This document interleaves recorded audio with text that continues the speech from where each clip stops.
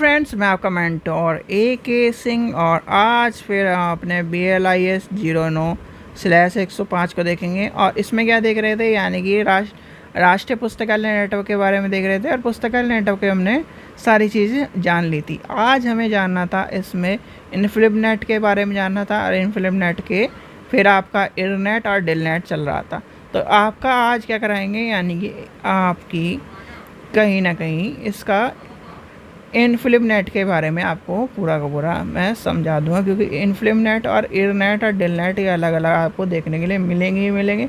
तो इसका क्या है, इसकी 3 वीडियो जैसे आपकी क्या है टोपोलॉजी की कराई थी, वैसे ही आपको क्या है आपको वीडियो मिल जाएंगी तीनों के तीनों। चलिए, आशा करता हूँ आपको चीज़ें समझ में आ रही होंगी। तो चलिए शुरू करते हैं अभी आज का। सबसे पहले क्या करना है, वीडियो को लाइक करना है, शेयर करना है, टेलीग्राम ग्रुप को ज्वाइन करके रखना है। और आपके जितनी भी इंफॉर्मेशन है वो PDF के तौर पर या फिर जो इम्पोर्टेंट इन्फॉर्मेशन है वो आपको टेलीग्राम पे मिल जाएगी। यानी कि यूनिट नंबर 1 हमारा चल रहा है, लेसन नंबर 3 चल रहा है।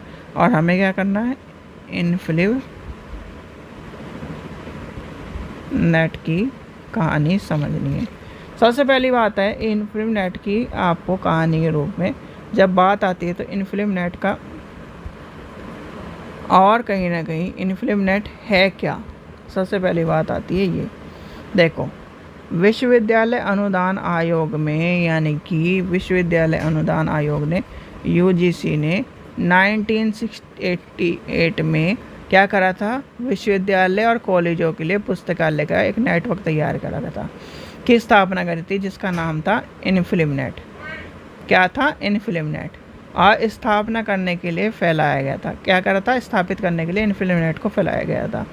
और एक तरह से फैसला करा गया था कि इनफ्लिबनेट क्या करेगा, ये क्या करेगा ये लाइब्रेरी ऑफ इंफॉर्मेशन नेटवर्क के रूप में काम करेगा। अब 1991 में इसको शुरुआत की गई।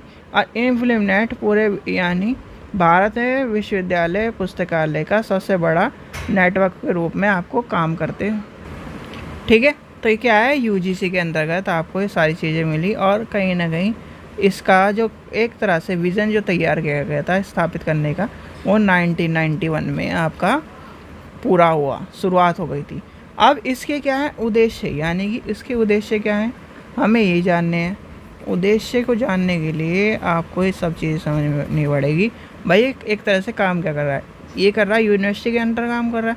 तो ये सारी जो जानकारी है स्थानांतरित और उसकी यानी कि पहुंच की क्षमता को बढ़ाने के लिए संचार सुविधा स्थापित करना और एजेंसी की भागीदारी और सहयोग करने के लिए के मध्य सीखने और अनुसंधान के शैक्षणिक खोज के लिए सहायता प्राप्त करी गई। और इनफ्लिबनेट की स्थापना करने के लिए सूचना और क्या करा गया, एक तरह से नेटवर्क को विश्वविद्यालय के सूचना केंद्र से, और कहीं ना कहीं ये मान के चलिए, ये क्या है आपके इंडिया में मान के चलिए 1000 यूनिवर्सिटी है। तो 1000 यूनिवर्सिटी की जो लाइब्रेरी है, और कहीं ना कहीं 1000 लाइब्रेरी से आपका कनेक्ट है।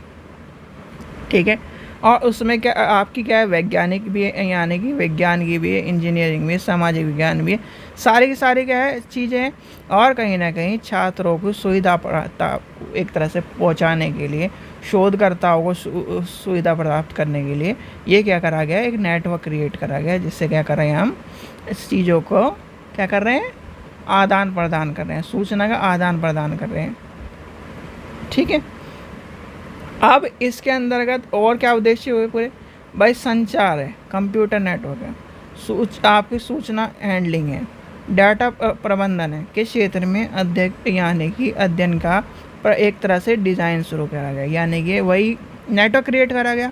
और नेटवर्क क्रिएट करने के अंतर्गत इसके अंतर्गत आपकी निगरानी और सारी चीज़ें क्या रखी गई कि भाई आपको क्या उत्तर प्रदेश के बच्चे को किताब चाहिए, यानी कि और किताब है MP में, तो क्या करा, डिजिटल रूप में उसे प्रोवाइड कराई गई।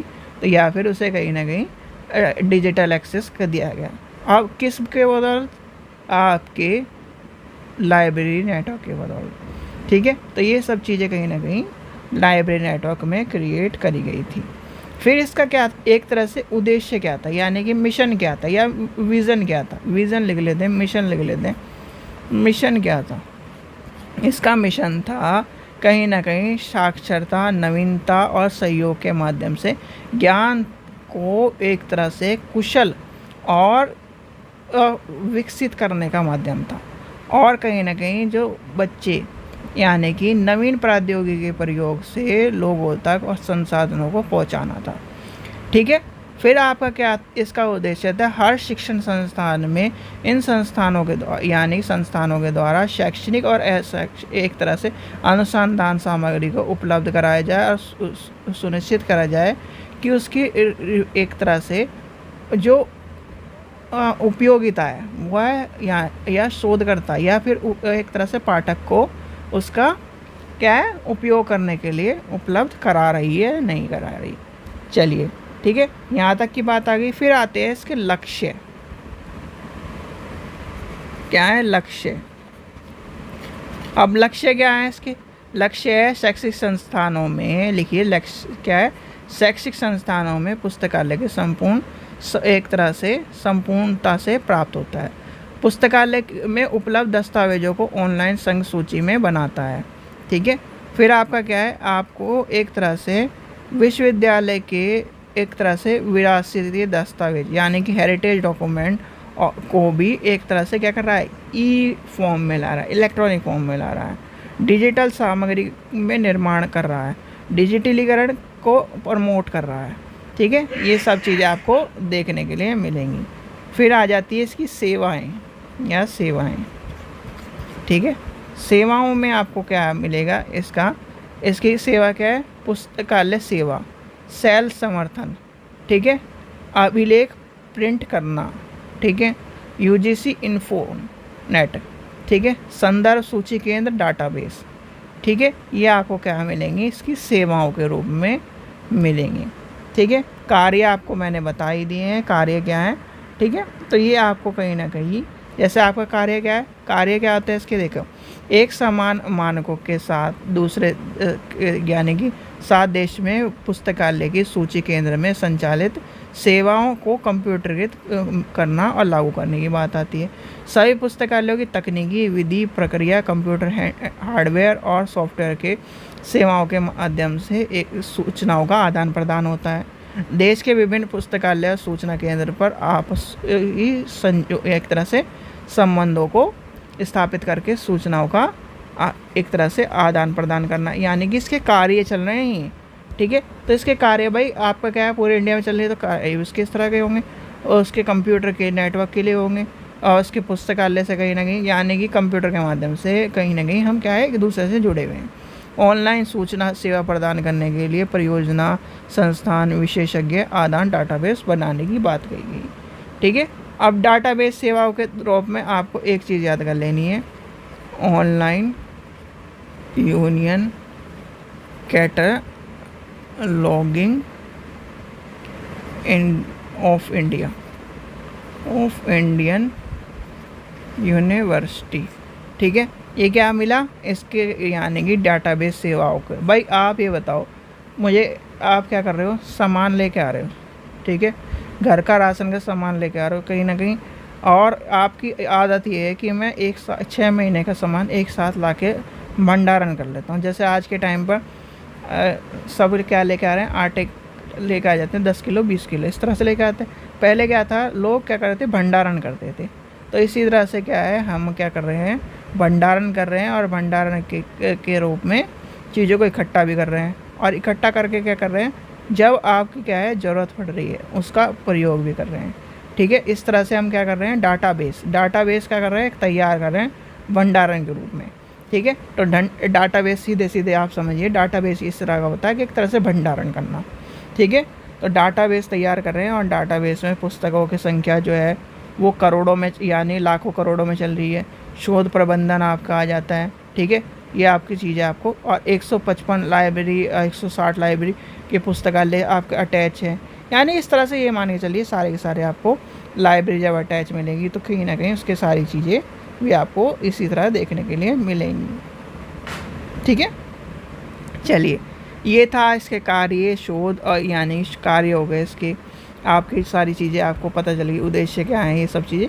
तो नॉर्मल से चीज़ें हैं, कहीं ना कहीं ज़्यादा बड़ी चीज़ नहीं है। मेनली आपसे इसमें एक तो इसकी फुल फॉर्म पूछी जाती है, कब आया, 2 डेट याद कर लेना, आपका घर बनना शुरू हुआ और एक आपका घर बनना, 2 डेट होती हैं, याद कर लेना। इसलिए एक फैसला आया था और एक आपकी स्थापित हुई थी।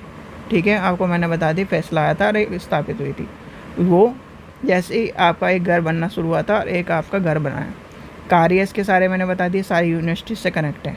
ठीक है, सारी यूनिवर्सिटी की सूचना आदान प्रदान और कहीं ना कहीं हमें जो शोध वोध, भाई आपका क्या है, आप शोध गंगा पे जाइए, शोध गंगा पे आपकी सारी रिसर्च पड़ी हुई है।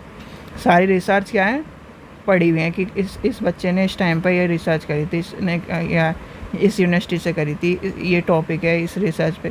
तो आप कैसे कहाँ देख पा रहे हो, वो भी तो इनफिल्म नेट से कनेक्ट है। कहाँ का यानी कि नेटवर्क कहाँ का है वो बताइए। चलो आपको मैं बता देता हूँ, वो एक कोने यानी इंडिया के कोने के एरिया का नेटवर्क, बताइए कहाँ पे है वो नेटवर्क जो स्थापित करा गया है। ठीक है, और फादर ऑफ नेशन के नाम से वो क्या है, स्टेट जाना भी जाता है। फादर ऑफ स्टेट जो नेशन है वो कौन है, गांधी जी।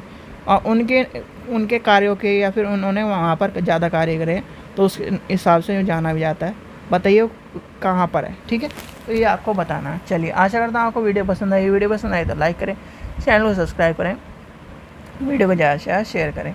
अब आपका लास्ट टॉपिक बचा हुआ है, यानी कि इसके क्या है, इसका लास्ट टॉपिक आपको कंप्लीट करा के शायद हम कल क्वेश्चन आंसर कर लें, या कल आपको सारी की सारी वीडियो मिल जाएगी क्वेश्चन आंसर की भी और इसकी भी। कल आपका ये चैप्टर ख़त्म हो जाएगा। ठीक है, चलिए, थैंक यू।